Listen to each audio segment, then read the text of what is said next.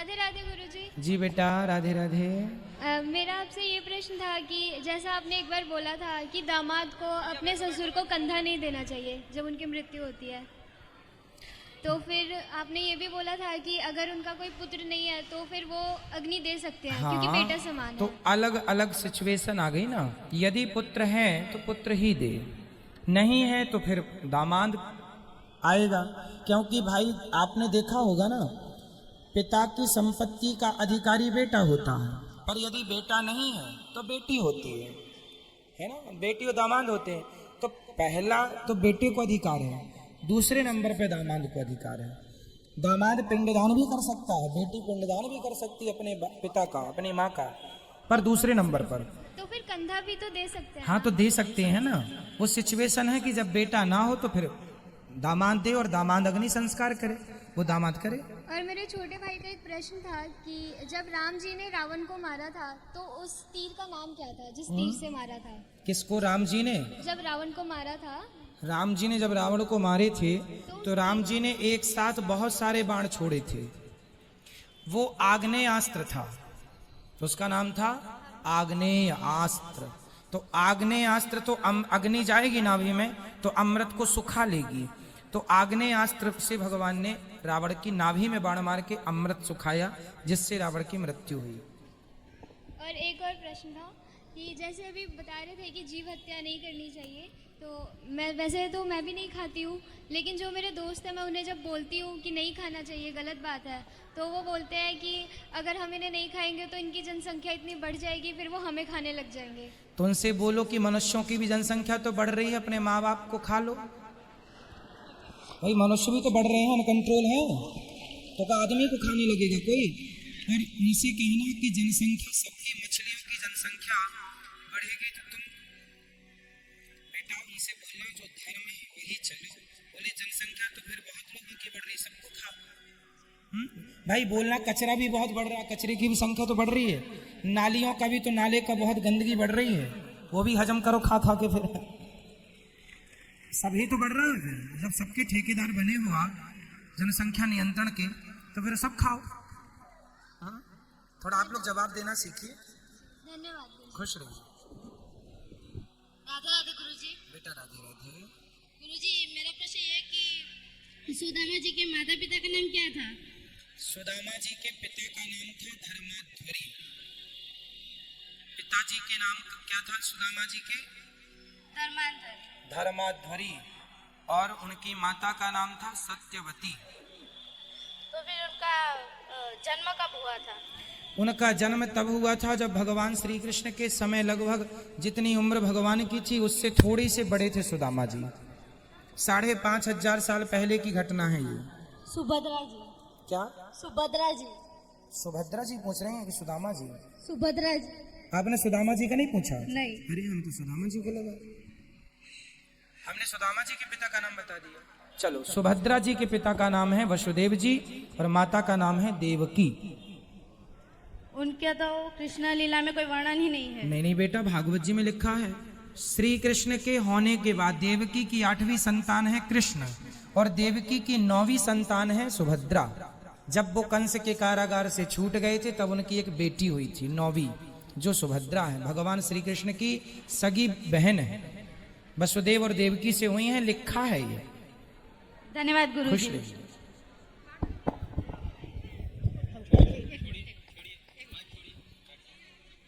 एक एक से बेटा सब खड़े ना हो, मेरी माँ मैया बैठ जाओ सब लोग। एक एक से सबके पास आएगा। जी मैया बैठो, मैया बोलो। हाँ, राधे राधे। जी मैया राधे राधे। आपके चरणों में कोटि कोटि प्रणाम। खुश रहिए। मैं बचपन में ही विधवा हो गई थी, फिर भी मैं 2 रास्ते से बहुत शांति से जीती हूँ। एक सत्संग, दूसरा दीनहीनों की सेवा, यही जीवन में मेरे है और कुछ नहीं है। तो कितनी उम्र में आपके पतिदेव चले गए? पतिदेव मेरा मुंह भी नहीं देखे, शादी हुई बहुत छोटे में। अच्छा। हाँ, पति का मुंह भी नहीं देखे। आपने अपने पति का मुंह भी नहीं देखा? नहीं देखे। 5 साल की थी तो कैसे देखे। उसके बाद डेथ कर गए, हम मायके ही रह गई। अच्छा। क्या पढ़ लिख करके अपना भाई सब पढ़ा दिए, हम पढ़ करके। तो आपकी कितनी उम्र में शादी हो गई थी? 5 साल में? और विधवा कितने साल में हो गई? 8 साल में। ससुराल नहीं गए, अब देखे भी नहीं। उसी दिन से हम संकल्प कर लिए कि मेरे जीवन में नहीं कुछ है, जब मुंह नहीं देखे तो हम इसी रास्ते से उतर गए, सत्संग से। धन्य हो मैया, आप जैसी स्त्रियों को ही पतिव्रता कहते हैं इस धरती पे, और आप जैसी माताओं के दर्शन करने से ही पापियों के पाप नष्ट हो जाते हैं। इतनी बड़ी ताकत है, ये सती स्त्रियां हैं। देखो सारी जिंदगी अपने पति की विधवा रह के गुजार दिया, लेकिन जीवन में किसी प्रकार का कोई दोष नहीं है। यही ये नारियां पूरी दुनिया घूम के देख लेना, केवल भारत में मिलेंगी, दुनिया में कहीं नहीं मिलेंगी। यही है भारत का गौरव, यही है भारत, जहाँ संयम है, जहाँ धैर्य है, जहाँ कोई विषय वासना नहीं है। ये किसी साधु, किसी संत, किसी सन्यासी से कम नहीं है, ये तपस्या है। हम सत्संग से जो जुड़ गई ना, इसीलिए कहीं किस पर ध्यान नहीं गया गुरुजी। जी मैया। और जो भी आए मेरे जीवन में दुखी, दीन दुखी। अब टीचर थी, रिटायर हो गई हूँ। अच्छा। 11 ईस्वी में तो पैसा था, हमको पैसा जो भाई जी को दे देते, जब मैं अपने खर्च के लिए रखती, उसी से मैं दान और दीनहीनों की सेवा की हूँ जीवन में, और बहुत बड़ी शांति मुझे मिलती है। भागवत कथा से मेरे जीवन में बहुत कुछ मिला था, और इतना मिला था हमको सुख भागवत कथा से, जिसके चलते अथी में लॉकडाउन जो लगा, आपका अचानक खोले, आपका दर्शन हो गया। मैं उसी दिन से इतना लग्न में हूँ कि आपसे के द्वारा मुझे बहुत बड़ी जो अधूरी थी मेरी शिक्षा सत्संग से, वो पूरी हो गई। और पूजा पाठ में इतना मुझे लगन है कि उसका हम वर्णन तो भक्त बिहारी जी करेंगे, हम क्या करेंगे। अब जहाँ सत्संग होता था वहाँ चली जाती थी, बहुत दूर दूर रात में होती थी, सुन करके चली आती थी, सुबह स्कूल जाती थी। अब तो मैं घर में रहती हूँ, तो हुआ की उम्र तो गिर गया, 75 साल की हूँ, और लगता है कहाँ जाएंगे अब सत्संग सुनने।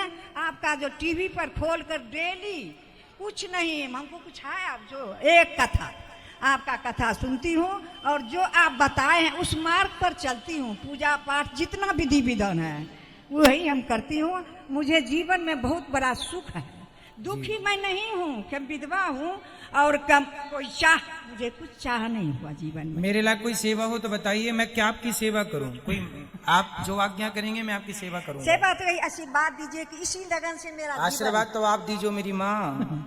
उसी लगन से हम चले जाएं। और अभी जो आई हूँ इतना मैंने, आपने अपना लोक और अपना परलोक दोनों तैयार कर लिया। यहाँ आई जो हूँ आपसे मैं करवाने के लिए गोदानी। जीवित में ही कर लेंगे, मरने के बाद कौन भतीजा करेगा। ससुराल नहीं गए तो नैहर में रह करके, बच्चे भाभी मर गई तो बच्चे 3 थे, उसको पालन पोषण करके शादी ब्याह कर दिए, 2 बहू है, और वही हमारा देख रेख करती है।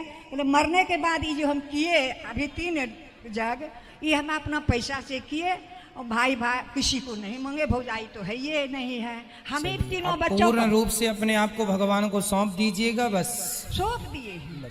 आपके कथा से तो इतना मैं प्रभावित हुई हूँ, उसका वर्णन हम नहीं कर सकते। और जब तक जीवन में रहूंगी तब तक आपकी कथा छोड़ूंगी नहीं। यही मेरा ध्येय है, मेरा विश्वास है, आत्मविश्वास। जी जी मैया, आप खुश रहें, सदा सुखी रहें, और आशीर्वाद दो अपने बच्चे को। आशीर्वाद देते हैं कि दीर्घायु रहे। इतना नाम आप दिए, साक्षात भगवान आप है। हम आपका कथा सुनते हैं तो लगता है आंखों से आंसू गिरते हैं। कितना रोते हैं हम आपकी कथा से, वर्णन से, गाना से, भजन से, उसका वर्णन नहीं कर सकते। बहुत रोते हैं बैठ के। जब आपकी कथा का आता है अंश कोनो, तो लगता है जी भर के रो लेते हैं, बैठ जाते हैं। धन्यवाद, खुश रहिए, खुश रहिए। धन्यवाद है कि आप मुझे आशीर्वाद दे के भगवान आपको सदा सुखी रखे। आपकी बातों से हमें एक भजन की लाइन याद आ गई, वो मैं आपको सुनाऊं कि पैदल चलकर द्वारिका जाना सबके बस की बात नहीं है, ये मैया के जैसे जीवन बिताना सबके बस की बात नहीं है। कोई करोड़ों में एक महिला होती है ऐसी, जैसी ये माँ है। गौरी गोपाल आश्रम में भी एक माँ ऐसी है जो 8 साल में विधवा हो गई थी, और वो यहाँ रहती हैं, और मैं बड़ा भागी हूँ कि मैं उनके चरण दबाता हूँ। यहाँ है वो। तो मैया खुश रहो, आप सदा सुखी रहो। बिल्कुल, आप जब चाहें ये बेटा आपका आपकी सेवा करने को तैयार है। ठीक है, इसलिए हमने आपसे पूछा था मेरे लिए कोई आज्ञा। यदि आप यहाँ रहना चाहें तो ये दास आपकी सेवा करेगा।